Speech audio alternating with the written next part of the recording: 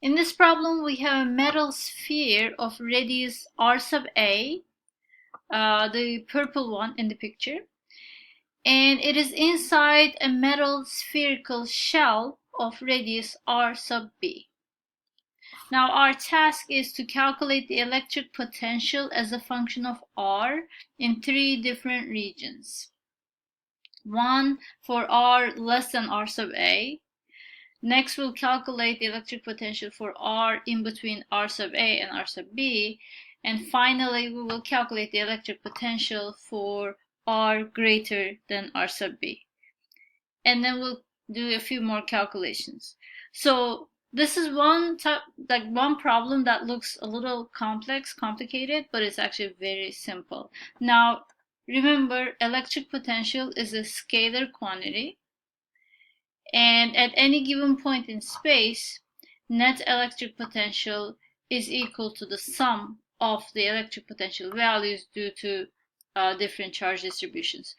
So in this problem, we have the sphere and then we have the spherical shell. So for each given region, we are going to calculate the electric potential due to the sphere, and then we're going to calculate the electric potential due to the shell, and we'll just add the two together. That's basically the idea. As shown on the picture, the sphere has charge plus Q and the spherical shell has charge minus Q. Let's calculate the electric potential for the region where R is less than R sub A. So for instance, this would be such point, basically anywhere within the metal sphere. Applying the idea that I mentioned before, total electric potential is going to be equal to the electric potential due to the sphere A and electric potential due to the spherical shell B. So I'm using superscripts to label the electric potentials. Note that the region we're interested in right now is inside both of the objects. If you have a metal sphere or a metal spherical shell, and you're looking for the electric potential inside the sphere or the spherical shell, then the electric potential will be constant everywhere, and it's going to be equal to its value on the surface of the sphere or the spherical shell. The formula will be the same as the one for point charge. It's as if all the charge was concentrated at the center of the sphere and we were looking for the electric potential value at distance equal to the radius of the sphere. So let's go ahead and set up our formulas. And here's what we get. Potential due to the sphere plus potential due to the spherical shell in the region where R is less than R sub A, that's inside the metal sphere. Let's factor out the common terms and simplify. And here's what we get after the simplification.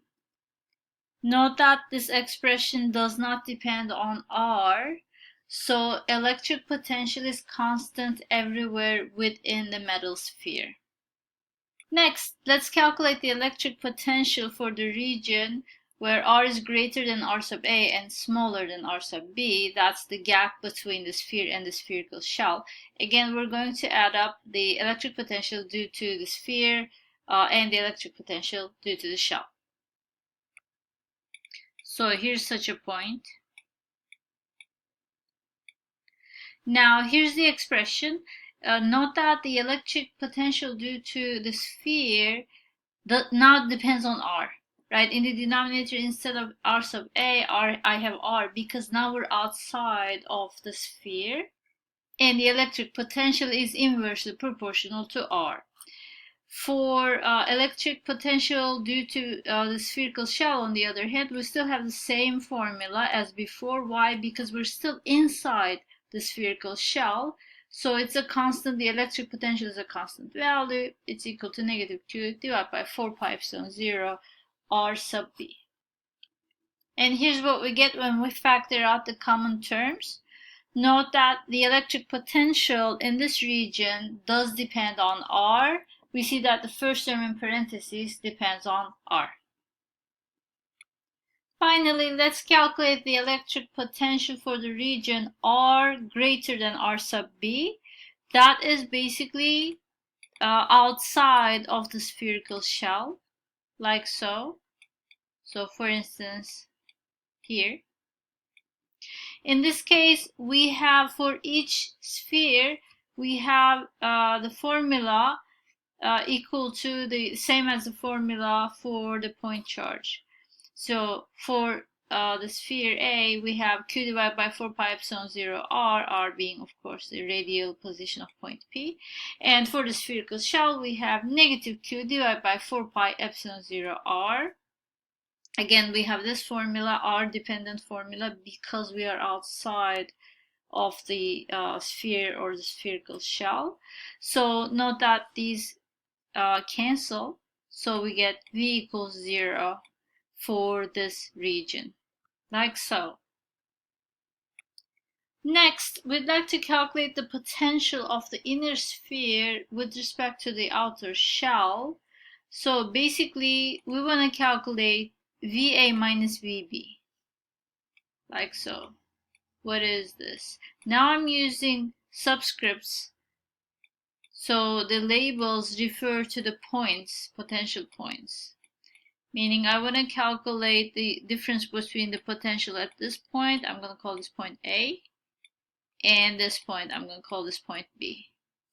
Now, so the potential at point A could be expressed in terms of the potential that we found at the very beginning, right? So, and the potential at point B could be actually expressed in terms of the potential that we found at the very end. So potential at point A corresponds to the region, or at least that's the end of the region where R is less than R sub A, and potential at point B is the beginning of the region where R is greater than R sub B. So we can use those values for these specific potential points and just take the difference. Here's how I set up my formula. Now let's go ahead and substitute the results that we found earlier. Here's what we calculated earlier for electric potential in the region where R is less than R sub A. And I'm going to subtract the electric potential for the region where R is greater than R sub B, but that was 0, remember?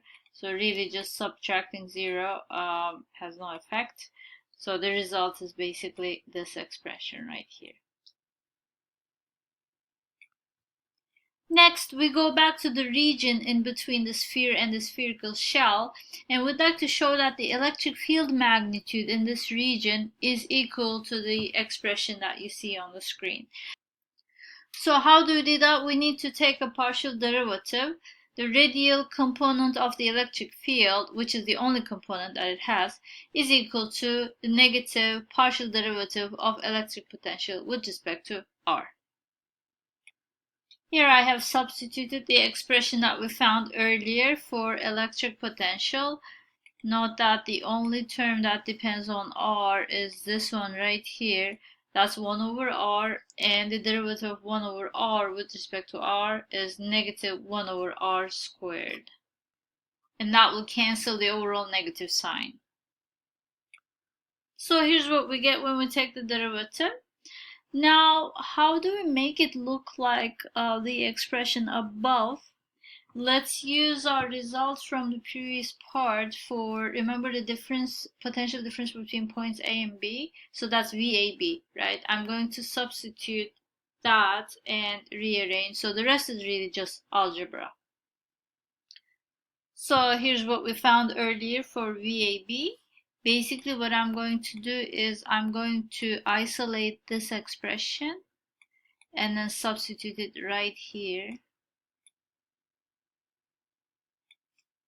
Q over 4 pi epsilon 0 is equal to VAB divided by the term in parentheses. So just take this whole expression and substitute it right here where you see Q divided by 4 pi epsilon 0 and rewrite. And here's our final result when we do the algebra. How about the electric field outside the spherical shell? Now remember, the potential everywhere outside of the spherical shell is equal to 0, which is a constant value, right? And when you take the derivative of a constant with respect to any variable, you get 0. So the electric field is also 0 outside of the spherical shell.